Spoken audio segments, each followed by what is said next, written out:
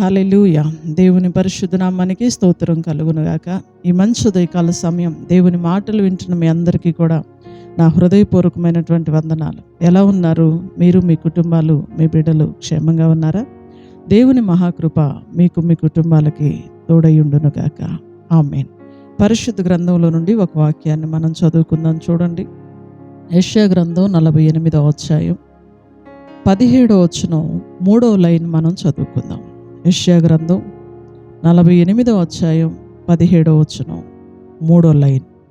నీకు ప్రయోజనము కలుగునట్లు నీ దేవుడైన యెహోవానగు నేనే నీకు ఉపదేశము చేయుదును, నీవు నడవవలసిన త్రోవను నిన్ను నడిపించుదును.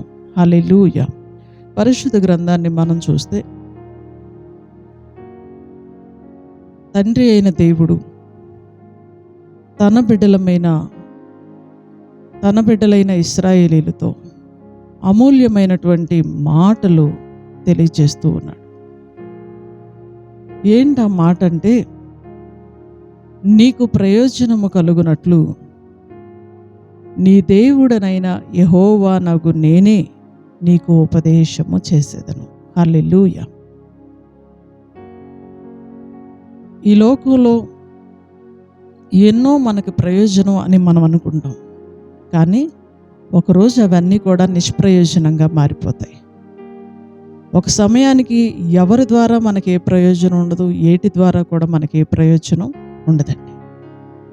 కానీ దేవుడు మనకు ప్రయోజనం అని ఏదైతే చెప్పాడో ఆ ఉపదేశాన్ని గనక మనం వినగలిగితే, ఆ ఉపదేశాన్ని అనుసరించి గనక మనం నడవగలిగితే అది మనకి ప్రయోజనం అండి.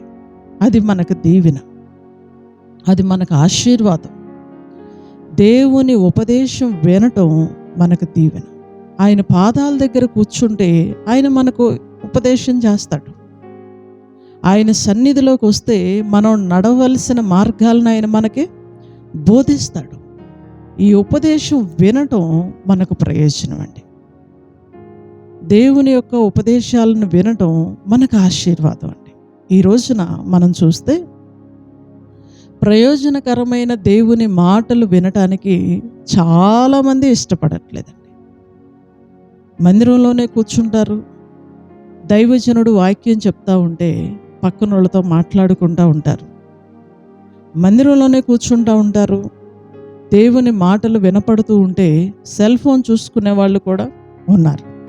ఈరోజు మందిరాల్లో కూర్చొని ఫోన్లు మాట్లాడేవాళ్ళు లేరా? దేవుని ఉపదేశం వినపడుతున్నా కూడా ఉపదేశానికి లోబడకుండా తిరిగేవాళ్ళు లేరా? దైవజనుడు వాక్యం అందిస్తూ ఉండగానే మందిరాల్లో నుండి లేచి వెళ్ళిపోయి తిరిగేవాళ్ళు లేరా? వాళ్ళ ఇష్టానుసారంగా నడుచుకునే వాళ్ళు లేరా? ఈరోజు క్రమం తప్పిపోయండి, దేవుని ఉపదేశాన్ని వినకుండా నిష్ప్రయోజనమైన వ్యక్తులుగా చాలామంది మారిపోయారు. అందుకనే చాలామంది జీవితాల్లో దేవుడిచ్చే ఆశీర్వాదాలు ఎగిరిపోయినాయండి, దేవుడిచ్చే క్షేమం ఎగిరిపోయిందండి, దేవుడిచ్చే ఆ నెమ్మది కుటుంబాల్లో నుండి వెళ్ళిపోయిందండి.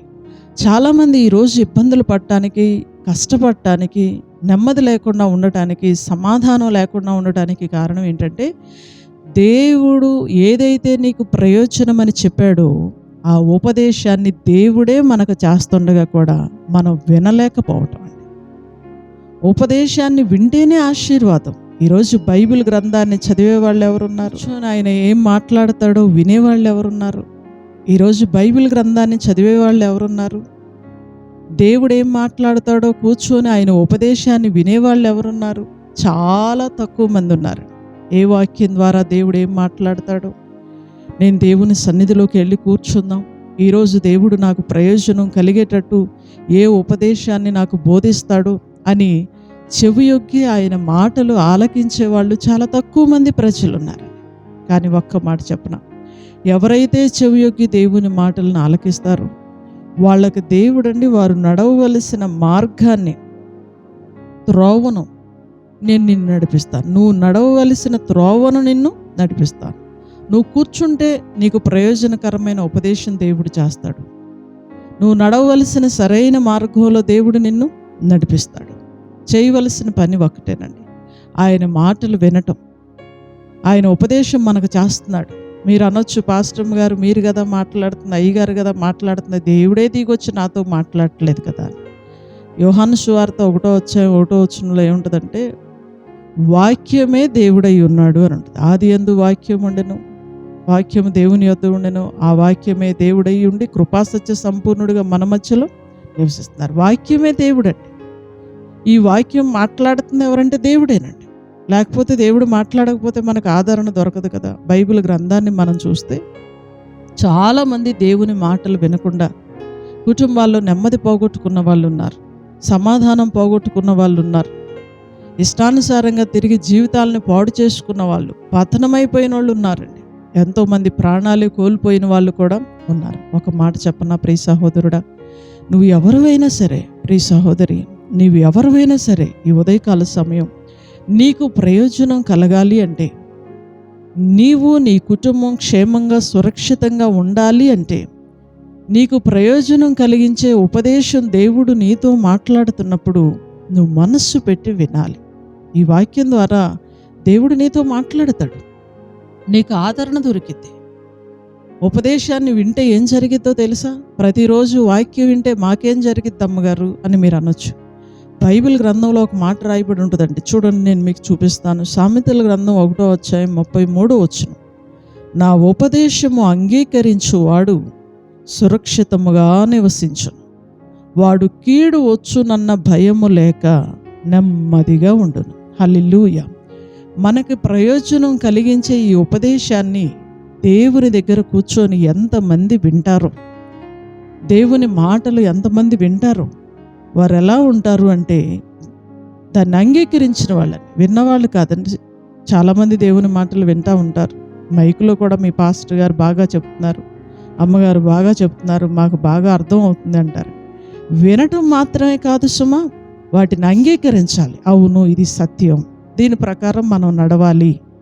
వినటం వేరు, అంగీకరించడం వేరండి. ఆ ఉపదేశాన్ని వినటం మాత్రమే కాకుండా దాన్ని గనక నీవు అంగీకరించగలిగితే అప్పుడు నువ్వు సురక్షితంగా నివసిస్తావని బైబిల్ తెలియజేస్తుంది. హల్లెలూయా.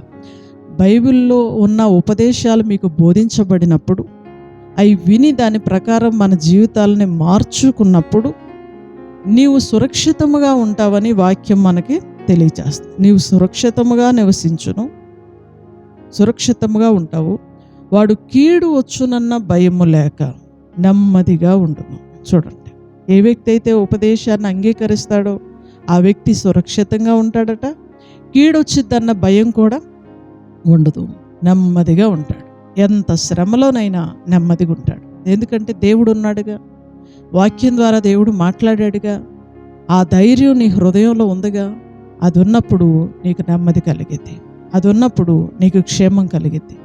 ఆ వాక్యాన్ని నువ్వు అంగీకరించినప్పుడు, వాక్య ప్రకారం నీ జీవితాన్ని మార్చుకున్నప్పుడు నువ్వు సురక్షితంగా ఉంటావు, నెమ్మదిగా ఉంటావు, క్షేమంగా ఉంటావు. ఈ మంచి ఉదయకాల సమయం దేవుని మాటలు వింటున్న ప్రియ సహోదరుడా, ప్రియ సహోదరి, నువ్వు ఎవరివైనా సరే, నువ్వు ఏ పరిస్థితిలో ఉన్నా సరే, నువ్వు ప్రభు పాదాల దగ్గరికి గనక రాగలిగితే, ఆయన వాక్యాన్ని, ఆయన ఉపదేశాన్ని గనక నువ్వు అంగీకరించగలిగితే, ఇది నీకు ప్రయోజనం. పాడైపోతున్న నీ జీవితాన్ని మార్చేది ఈ ఉపదేశమే. పాపపు ఊబిలో నుండి నిన్ను పైకి లేపేది దేవుని ఉపదేశములే. నీకు సురక్షితాన్ని, క్షేమాన్ని కలిగించేది దేవుని ఉపదేశాలే. కీడొచ్చిద్దన్న భయం లేకుండా నెమ్మది కలుగు చేసేది దేవుని ఉపదేశమే. దేవుని ఉపదేశాలను మనం విందాం, అంగీకరిద్దాం. ఆ వాక్యపు వెలుగులో మన కుటుంబాలు ప్రయోజనకరంగా మారునుగాక. ఆమేన్. ప్రార్థన చేసుకుందాం. సకల ఆశీర్వాదములకు కారణభూతుడైన మా తండ్రి, మీ ఘనమైన శ్రేష్టమైన నామానికి వందనాలు, స్తోత్రాలు, స్తుతులు చెల్లిస్తూ ఉన్నాం. ఈ మంచి ఉదయకాల సమయం అమూల్యమైన నీ మాటల ద్వారా మాతో మాట్లాడినందుకు వందనాలు. ఎంతమంది బిడ్డలు ఈ వాక్యాన్ని అంగీకరిస్తున్నారో వారి కుటుంబాలన్నీ ప్రయోజనకరంగా మారునుగాక. కీడు వచ్చునన్న భయము లేకుండా ప్రతి కుటుంబానికి నెమ్మది కలుగునుగాక.